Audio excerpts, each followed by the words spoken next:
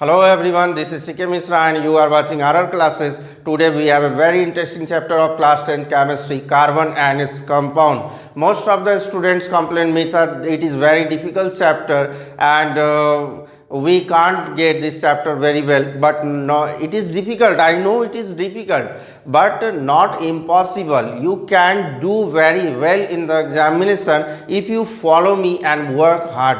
Actually होती क्या है ना, आप लोग इस चैप्टर को पहली बार बांट रहे हैं। अब जैसे छोटे बच्चे जो होते हैं वो ABCD सीख रहे होते हैं, क ख सीख रहे होते हैं, 1 2 सीख रहे होते हैं, तो उनके लिए कितना प्रयास करना होता है, उनको कितनी बार पढ़ाई जाती है, सिखाई जाती है, तब जाकर वो 1 2 एंड अल्फ़ाबेट्स वगैरह सीख पाते हैं। तो ये हमारे सामने जो चैप्टर रखा गया है क्लास 10th की केमिस्ट्री की जो है chapter 4 carbon and its compound, हो रही है क्या, हम लोग फर्स्ट टाइम इस चैप्टर को पढ़ने के लिए जा रहे हैं।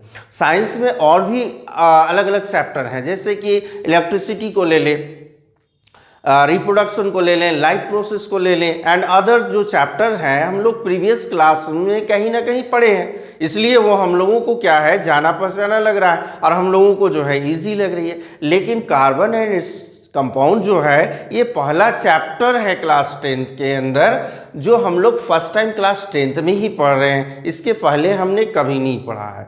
तो स्वाभाविक है ये हमारे सामने एक नई चैप्टर है, नई चीज़ है, तो हम लोगों को डिफ़िकल्ट लगेगी। लेकिन यदि हम पूरी लगन से वर्क हार्ड करते हैं तो हम लोग इस चैप्टर को ईजी बना सकते हैं। तो चलिए हम लोग इस चैप्टर के बारे में जानेंगे कि कार्बन एंड इट्स कंपाउंड आपके केमिस्ट्री की चैप्टर 4th है और इसमें क्या है कि कार्बन जो है एक नॉन मेटल है। We have 118 and more element and among them carbon ही एक ऐसा एलिमेंट है जिसके बारे में हम लोग आज स्टडी करने के लिए जा रहे हैं। इस चैप्टर को छोड़िएगा नहीं, क्योंकि हर तरह के सवाल इससे पूछे जा सकते हैं। हेवी वेटेज वाला चैप्टर है, इसमें आपके MCQ हो या जर्सन रीजन हो, केस बेस हो, लॉन्ग शॉर्ट हो, हर तरह के क्वेश्चन पूछेंगे। तो हम लोगों को क्या है डीपली इस चैप्टर को स्टडी करनी होगी। तो देर न करते हुए चलिए हम लोग पहले इसके टॉपिक पर आते हैं। तो हमारा चैप्टर का नाम क्या है, carbon and its compound. Carbon और इसके यौगिक, कंपाउंड का मतलब क्या हुआ, यौगिक। क्लास 9 में पढ़ा था ना आपने, क्या पढ़ा था, एलिमेंट है, कंपाउंड है, मिक्सर है। तो कार्बन क्या है, एक एलिमेंट है और इस एलिमेंट के द्वारा जो अलग अलग नए सबस्टांसेस बन रहे हैं वो कंपाउंड है। तो हमारा पहला टॉपिक क्या है, इंट्रोडक्शन ऑफ कार्बन। हम लोग कार्बन को इंट्रोड्यूस करेंगे, कार्बन के बारे में पूरी जन्म कुंडली खोलकर रख देंगे कि कार्बन क्या है, यानी इसके पूरे बैकग्राउंड को जानने के बाद जब हम लोग स्टडी करेंगे तो ये चैप्टर काफ़ी मज़ेदार होने वाला है। तो हमारा सेकेंड टॉपिक क्या है, introduction about covalent bond. Covalent bond ionic bond के बारे में आपने पढ़ा है, यहाँ पर कोवैलेंट बॉन्ड पढ़ेंगे, प्रॉपर्टीज पढ़ेंगे कोवैलेंट के बारे में।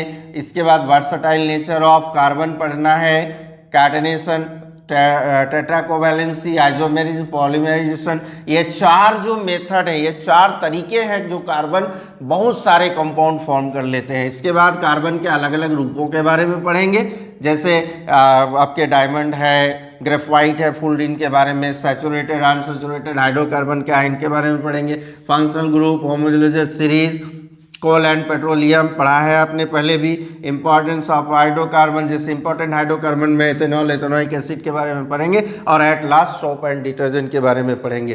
तो सबसे पहले हम लोग क्या है तो कार्बन के बारे में जान लें। कार्बन क्या है, तो कार्बन एक नॉन मेटल है। कार्बन क्या है, एक नॉन मेटल है। कार्बन नॉन मेटल, ठीक है, कार्बन नॉन मेटल है। Atomic number, atomic number carbon की कितनी होती है, 6। एटॉमिक नंबर आप लोगों को ये जो है अवश्य जान लेना चाहिए, सबका लगभग 20 या 25-30 एलिमेंट्स का जान ले। एटॉमिक नंबर 6 है, तो इसकी प्रोटॉन की जो नंबर होगी वो भी 6 होगी, इसकी इलेक्ट्रॉन की जो नंबर होगी वो भी 6 होगी, और हद तो तब हो गया जब इसकी न्यूट्रॉन की नंबर भी कितनी है, 6। तो स्वाभाविक है कि इसका मास नंबर जो है, मास नंबर क्या होता है, प्रोटॉन और प्लस न्यूट्रॉन का नंबर हम लोग ऐड कर देंगे। 6 और 6 कितना हो गया, 12। ये कार्बन के बारे में इलेक्ट्रॉनिक कॉन्फ़िगरेशन अगर कार्बन का देखेंगे तो इलेक्ट्रॉनिक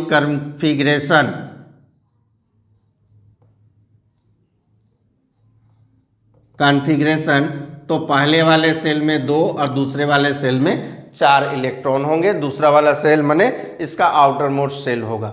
ठीक है, अब रहा कि सवाल ये तो कार्बन के बारे में पढ़ लिया है हमने। बाकी के एलिमेंट्स के बारे में भी क्लास 9th में हम लोगों ने इस तरह पढ़ा था। प्रोटॉन का नंबर फाइंड करने, इलेक्ट्रॉन का नंबर फाइंड करना हो, मास नंबर फाइंड करना हो, उस समय तो स्टडी किया था, इलेक्ट्रॉनिक कॉन्फ़िगरेशन बनाना भी सीखा था हम लोगों ने।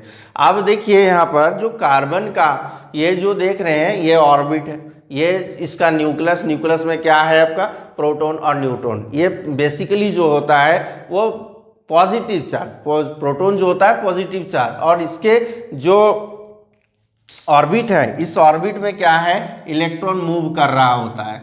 इलेक्ट्रॉन देखेंगे आप अंदर वाले इलेक्ट्रॉन में, यानी पहले वाले सेल में कितना है तो 2 इलेक्ट्रॉन, फिर दूसरे वाले में देखें 4 इलेक्ट्रॉन ये मूव कर रहे हैं। ठीक है, ये आपस में क्या कर रहे हैं, मूव कर रहे हैं एक फिक्स्ड पाथ में प्रोटॉन के चारों ओर। और ये प्रोटॉन क्या करता है ना, एक इलेक्ट्रोस्टैटिक फोर्स लगाकर इलेक्ट्रॉन पर एक फोर्स लगाता है, जिसके कारण क्या होता है ये सेल के बाहर नहीं जाते हैं। अब हम लोगों को जाननी है कि कार्बन को हम लोग क्यों स्टडी कर रहे हैं, कार्बन में ऐसी क्या बात है, ऐसी क्या खास बात है जिसके कारण हम लोग कार्बन को स्टडी कर रहे हैं। ठीक है, मतलब कार्बन जो है एक यूनिक, कार्बन को एक यूनिक कह लें कि कार्बन एक यूनिक है, तभी तो इसके बारे में पढ़ रहे हैं। तो कार्बन में ये यूनिकनेस क्यों है इसके बारे में हम लोग पहले देख लेते हैं कि कार्बन में कौन कौन सी खूबियां जो है इतनी अद्भुत क्यों है, क्यों हम लोग इसको पढ़ने के लिए जा रहे हैं। कार्बन जेन्युइन जो होता है कहाँ पाया जाता है, सबसे पहले इस चीज को देखेंगे हम लोग, क्या है लिथोस्फीयर। लिथोस्फीयर का मतलब क्या हुआ, ये लैंड सरफेस। आप लोग जानते हैं कि हमारी जो धरती है वो 3 लेयर से बनी हुई है, वो हमारी 3 लेयर से बनी हुई है। सबसे नीचे सबसे अंदर का क्या हो गया कोर, फिर मेंटल, फिर क्रस्ट। तो इस भाग की बात की जा रही है अभी कि लिथोस्फीयर जो है it contain 0.02% of carbon in the form of minerals जो मिलता है ना, मतलब क्या है कार्बोनेट और हाइड्रोजन कार्बोनेट के रूप में। ठीक है, बहुत सारे मिनरल्स पाए जाते हैं। सेकंड क्या है एटमॉस्फेयर। एटमॉस्फेयर में कितनी है तो carbon di in the form of CO2 के रूप में जो है कितनी है 0.03%। जैसे हमारे एटमॉस्फेयर में है ना नाइट्रोजन की सबसे अधिक मात्रा है, ऑक्सीजन है, उसी तरह जो है 0.03% क्या है कार्बन डाइऑक्साइड, हो सकता है अभी अधिक हो। और साथ में जो है ट्रेसेस ऑफ आपका कार्बन मोनोऑक्साइड, इससे भी आप लोग परिचित हैं, ये भी पाया जा रहा है। हाइड्रोस्फीयर की बात की जा रही है तो हाइड्रोस्फीयर का मतलब क्या है पानी।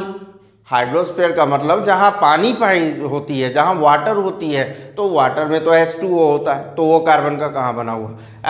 हाइड्रोस्फीयर का मतलब है कि जो एक्वेटिक एनिमल्स है, एक्वेटिक एनिमल्स,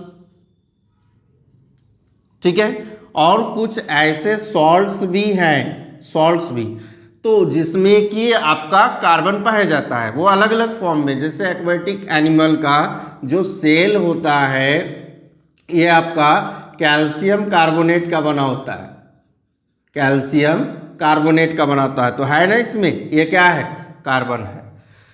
आप और देखें तो मतलब है क्या है का कार्बन जो है वो लिथोस्फीयर में माने जमीन में भी है, हवा में भी है, पानी में भी है, और आप जानते हैं कि ये तीनों जहां मिलता है, लिथोस्फीयर, एटमॉस्फेयर एंड हाइड्रोस्फीयर, इन तीनों की जहां मिलन होती है, क्या कहते हैं हम लोग उसको कहा जाता है बायोस्फीयर। ठीक है, पूरी की पूरी बायोस्फीयर, तभी तो बायोस्फीयर है, तभी ये लाइफ एक्सिस्ट कर रहा है अर्थ पर। अब हम लोग देखेंगे इसके अलावा भी क्या होती है ना, कार्बन के बारे में हम लोग देखेंगे यहाँ कि आप जो मैं कहूँ, यदि मैं कहूँ कि मैं कार्बन से बना हूँ, मतलब क्या है, मेरे बॉडी में एक की एलिमेंट कार्बन है, तो क्या मैं सच बोल रहा हूँ? कार्बन से बना हूँ, बिल्कुल बना हूँ। कहने का अर्थ है कि जो लिविंग ऑर्गेनिज्म होते हैं, लिविंग ऑर्गेनिज्म, क्या है वो living organism? Animals, human being,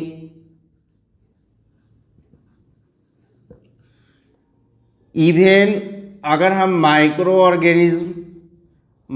organism की बात करें, एंड प्लांट्स, ग्रीन प्लांट्स जो होते हैं, ये सारे तो क्या है, लिविंग ऑर्गेनिज्म। अगर इसका बोला जाए कि एक की एलिमेंट क्या है इसका, तो कार्बन। ठीक है। सेकेंड जो है, हम लोग फूड, जो न्यूट्रिएंट्स लेते हैं, न्यूट्रिएंट्स जो खाते हैं, उसमें क्या है, तो कार्बोहाइड्रेट,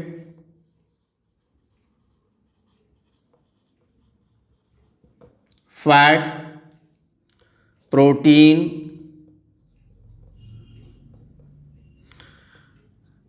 अल्कोहल वगैरह भी आप देखे होंगे, अल्कोहल्स जितने भी हैं वो से आप क्या है, कार्बन से बने हैं।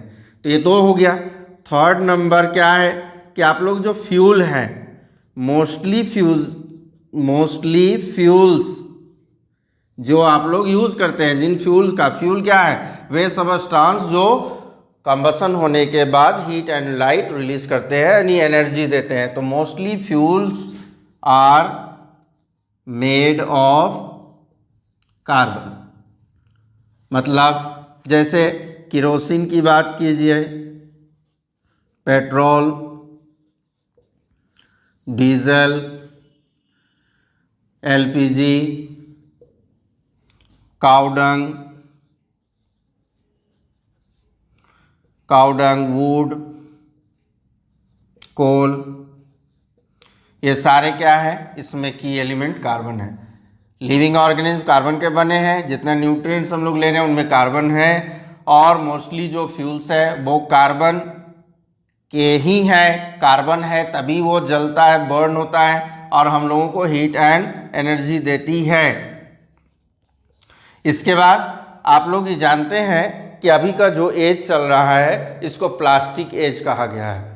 कारण क्या है, हम लोग जानते हैं जो मेटल्स के सामान जो हमारे पास उपलब्ध हैं अभी, चूंकि वो क्या है, तो वो रिवर्सिबल नहीं है, रिवर्स नहीं होंगे। मतलब वो एक बार यदि समाप्त हो जाती है तो नहीं बनेंगे। तो हम लोग क्या करेंगे, उसके जो और भी उसके जगह पर यूज़ किए जा सकते हैं उनका यूज़ करेंगे। तो सबसे हम लोगों को सस्ता और अच्छा क्या लगा था, तो प्लास्टिक है। चूंकि ये प्लास्टिक युग चल रहा है, आप देखेंगे सब्जी लाने के लिए गए, फ्रूट्स लाने के लिए गए, तो वहाँ पर अब पॉलीथीन का यूज़ कर रहे हैं। कपड़े लेने जाते हैं, वहाँ पर प्लास्टिक का यूज़ कर रहे हैं। चेयर आपके घर में प्लास्टिक का है, बहुत सारे ऐसे कंटेनर हैं प्लास्टिक के बने हुए। मतलब एक तरह से कहा जाए तो ये युग जो चल रहा है, ये प्लास्टिक युग है। ये जो है प्लास्टिक, और प्लास्टिक का भी जो है की एलिमेंट क्या है, की एलिमेंट है कार्बन। अब तो आप लोगों को समझ में आ गई होगी कि कार्बन का हम लोग क्यों स्टडी कर रहे हैं। लिविंग ऑर्गेनिज्म, कार्बन के बने न्यूट्रिएंट्स, कार्बन है, मोस्टली फ्यूल कार्बन है, और जो प्लास्टिक है वो भी कार्बन के हैं। इसके अलावा अगर हम लोग बात करेंगे यूनिकनेस ऑफ कार्बन की हम लोग बात करेंगे।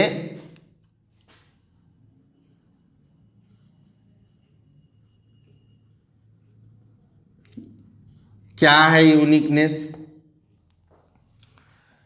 कार्बन की क्या यूनिकनेस है हम लोग देखेंगे। तो कार्बन की पहली यूनिकनेस है कि ये जो है carbon forms huge number of compounds. पहले तो कार्बन कहता है कि मैं यूनिक हूं क्योंकि मैं क्या करता हूं, ह्यूज नंबर ऑफ कंपाउंड्स बनाता हूं। ठीक है, यह यूनिकनेस हुआ।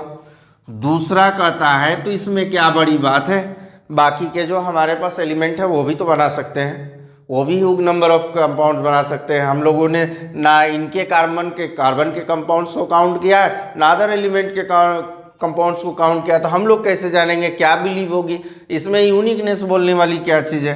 फिर दूसरा कार्बन कहता है नंबर ऑफ कार्बनिक कंपाउंड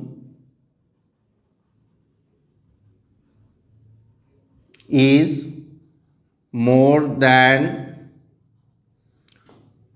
non-carbonic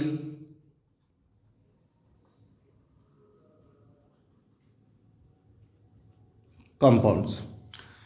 दूसरी बात जो है हम लोगों को समझ में आ गई कि हम लोग कार्बन को क्यों यूनिक मानेंगे, कार्बन में यूनिकनेस क्या है, क्यों हम लोग कार्बन को पढ़ रहे हैं। तो दूसरा वाला पहले में तो कह दिया कि कार्बन बहुत सारा कंपाउंड बनाता है, कितना सारा हम लोग तो काउंट नहीं किए, लेकिन दूसरा वाला जब बोलता है तो ये तो चमत्कार हो गया, हम लोगों को बिलीव करनी होगी। क्या है, कार्बन कहता है कि मैं इतने कंपाउंड्स बना देता हूं कि बाकी के 117 एलिमेंट्स मिलके उतने कंपाउंड नहीं बनेंगे। मतलब क्या है, 117 एलिमेंट्स के जितने भी कंपाउंड्स होंगे एक तरफ कर दीजिए उनको, 117 एलिमेंट के कंपाउंड को हमने एक तरफ कर दिया और कार्बन के कंपाउंड को एक तरफ कर दिया। अब जब हमने काउंट किया तो क्या पाया कि कार्बन के कंपाउंड्स जो है उनके कंपाउंड से कहीं अधिक है।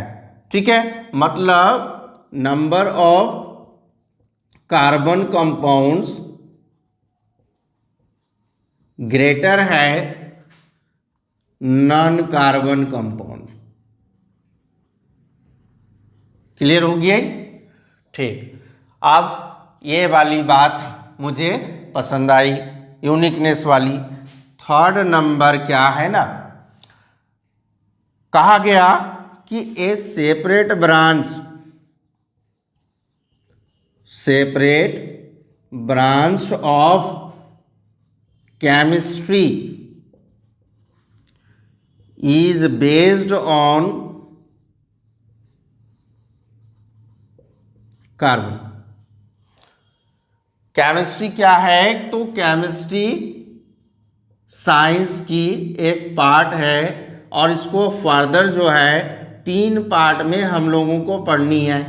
एक हो गई फिजिकल केमिस्ट्री, दूसरी हो गई ऑर्गेनिक केमिस्ट्री और तीसरी हो गई इनऑर्गेनिक केमिस्ट्री। कार्बन ने क्या कहा, बहुत सारे कंपाउंड बनाऊंगा, इतना कंपाउंड बनाऊंगा कि आप सब 117 एलिमेंट जितने कंपाउंड बना ले आप लोगों से ज़्यादा कंपाउंड होगी। और थर्ड जो यूनिकनेस चीज़ है क्या है, हम लोग ताज्जुब करते हैं कि केमिस्ट्री की जो 3 ब्रांच है उसकी ऑर्गेनिक केमिस्ट्री को कार्बन पर ही वो बेस्ड है। मतलब कार्बन पर एक सेपरेट केमिस्ट्री बन गई ऑर्गेनिक केमिस्ट्री। तो ऑर्गेनिक केमिस्ट्री में हम लोगों को कार्बन पढ़नी है। क्लियर हुआ कि नहीं हुआ? क्लियर हो गई ना। कार्बन के बारे में अभी हम लोग क्या कर रहे हैं, उसकी पूरी जन्म कुंडली पढ़ रहे हैं कि कार्बन के बारे में पढ़ना है तो उसकी पूरी बैकग्राउंड तो जान लें, तब ना हम लोग समझेंगे कि ये चैप्टर हम लोगों के लिए इंपॉर्टेंट है कि नहीं, अदरवाइज हम लोग क्यों पढ़ेंगे। तो कार्बन से हम लोगों को क्या क्या फ़ायदा होने वाली है, क्या क्या जानकारियाँ इसमें हम लोगों को रखनी है, कौन कौन सी जानकारियाँ आप लोगों को सीनियर क्लासेस में काम आएगी, इसलिए हम लोगों को पूरी डिटेल पढ़नी हो रही है। अब भैया ये यूनिकनेस जो है तो मैं जानना चाहता हूँ कि इसमें क्या ऐसी बात है जो यूनिकनेस है। ये तो बात क्लियर हो गई यूनिकनेस है, तो इसकी रीज़न बताइए, ये क्या रीज़न पढ़ना है आपको। कंपाउंड बहुत सारे क्यों बनाते हैं, अगर बनाते हैं तो सबसे अधिक क्यों बनाते हैं, ये भी जानना है हम लोगों को, रीज़न जाननी है। और एक सेपरेट ब्रांच ऑफ केमिस्ट्री जो है कार्बन पर बेस क्यों हो गया, ठीक है। तो मेनली हम लोगों को ये रीज़न देखनी है कि ये क्यों बना रहा है, ठीक है। अब हम लोग रीज़न जानेंगे कि कार्बन जो है यूनिकनेस हुआ, कार्बन बहुत सारे कंपाउंड फॉर्म करता है, तो क्यों फॉर्म करता है। तो सबसे पहले हम लोग फिर से उसी स्ट्रक्चर को कार्बन के देखेंगे। तो ये रहा कार्बन का, यहाँ पर क्या है, प्रोटॉन, 2 इलेक्ट्रॉन यहाँ पर मूव कर रहे हैं और बाहर आउटर मोस्ट सेल में कितने इलेक्ट्रॉन है, 4 इलेक्ट्रॉन। एटॉमिक नंबर 6 है, इलेक्ट्रॉनिक कॉन्फ़िगरेशन 2 4, पहले वाले सेल में, दूसरे वाले सेल में 4 इलेक्ट्रॉन, पहले में 2 इलेक्ट्रॉन, दूसरे में 4 इलेक्ट्रॉन। अब जो है आप जानते हैं कि मेटल हो नॉन मेटल हो, कहने का तात्पर्य है कि कोई भी एलिमेंट हो वो क्या करना चाहता है, तो या तो वो डुप्लेट पूरा करेगा, ऑक्टेट पूरा करेगा और अपने नियरेस्ट जो नोबल गैस होगा उसकी इलेक्ट्रॉनिक कॉन्फ़िगरेशन को प्राप्त करना चाहेगा, ठीक है। तो कार्बन भी तो चाहता है ना कि मेरे इस वाले सेल में, आउटर मोस्ट सेल में ऑक्टेट नहीं है, पहला वाला सेल फुल है, 2 इलेक्ट्रॉन है, यहाँ डुप्लेट है, दूसरे वाले में ऑक्टेट नहीं है, ये ऑक्टेट बनाना चाहता है। या तो ये डुप्लेट बनाएगा या फिर ऑक्टेट बनाएगा। ऑक्टेट बनाना होगा तो इसको 4 इलेक्ट्रॉन चाहिए होगा, डुप्लेट बनाएगा तो 4 इलेक्ट्रॉन इसको लूज करना होगा, लेकिन कार्बन दोनों में से ही कुछ नहीं कर सकता है, ठीक है। इसके बारे में हम लोग अगले वाले टॉपिक में पढ़ेंगे, जहां कोवैलेंट बॉन्ड है उस टॉपिक में पढ़ेंगे। तो फिलहाल यहां देखेंगे कि ये यदि ये इलेक्ट्रॉन ना तो लूज कर सक रहा ना गेन कर सक रहा, हमने तो आयोनिक कंपाउंड में क्या पढ़ा था, आयोनिक कंपाउंड इलेक्ट्रॉन लूज करके या गेन करके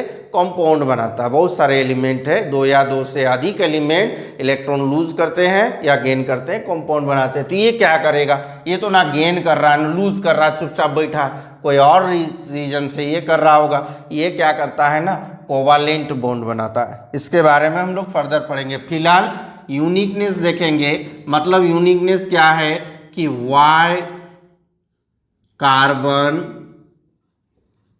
हैज, इसकी जो है इतनी सारी कंपाउंड्स क्यों हैं, यही ना रीजन पढ़नी है हम लोगों को। तो पहला क्या है, कार्बन टेट्रा कोवैलेंसी, टेट्रा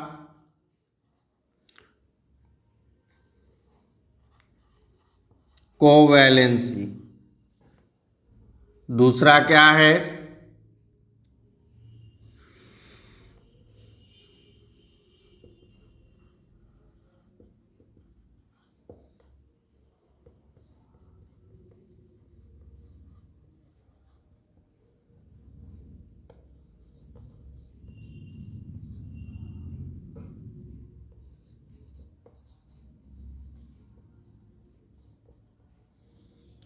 देखिए कार्बन जो है कंपाउंड फॉर्म करने के लिए इन 4 रास्तों को अपनाता है, इन 4 तरीकों को अपनाता है।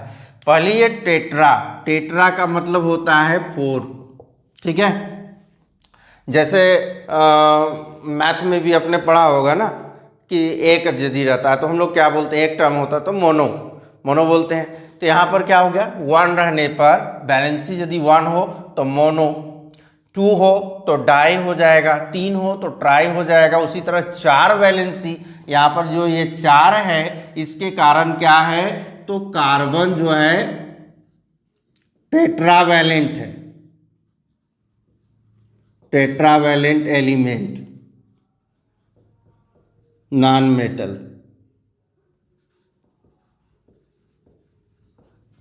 ठीक है, तो ये tetra covalency, electron covalent bond जो होता है वो इलेक्ट्रॉन शेयरिंग करके बनता है।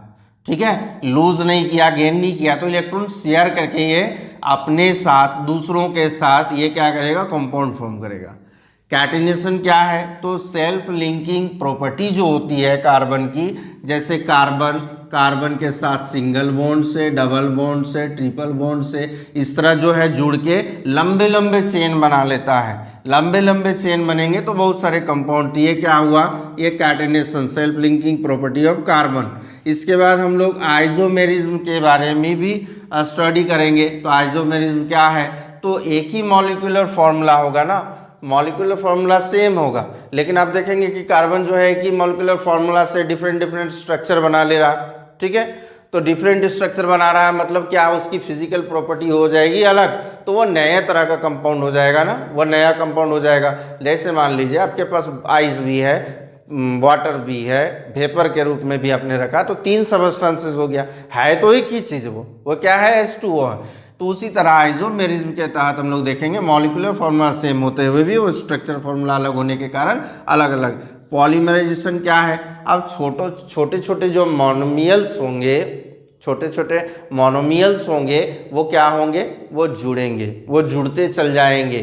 जैसे मान लीजिए CH3 CH3 CH3, इस तरह छोटे छोटे जो है जुड़ते चले जाएंगे, एक लंबा चेन बना देगा, एक नया कंपाउंड बना देगा। तो इस मेथड से भी जो है कार्बन बहुत सारे कंपाउंड्स बनाता है। इनको हम लोग सेपरेट पढ़ेंगे, एक एक करके पढ़ेंगे हम लोग इसको।